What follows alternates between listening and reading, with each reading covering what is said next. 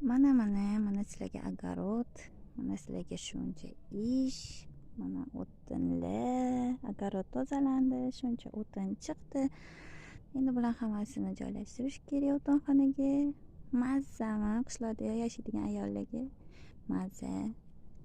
Mana soldatlar, yordamchilar. Ish quroli soz bo'lsa, mashaqqating oz bo'lur deyishgan ekan. Mana asosiy yordamchi, hozir ishlashni ko'rsataman. Bitta bosish kerak-da.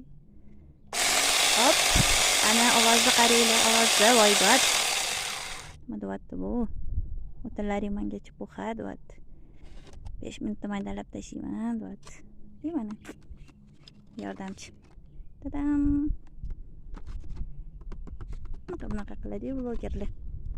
Mana shaqalatib tashadi. Hali ko'p kerak bo'ladi. Asrab avaylab ishlatamiz, yana korobkasiga solib qo'ydik. Shunaqa gaplar. Kerakda hasharga. Hozir bularni o'tinxonaga olib kiramiz. Mana hamma joyi ham yashil chiroyli bo'lyapti. Mana tadam. Hammaga omad.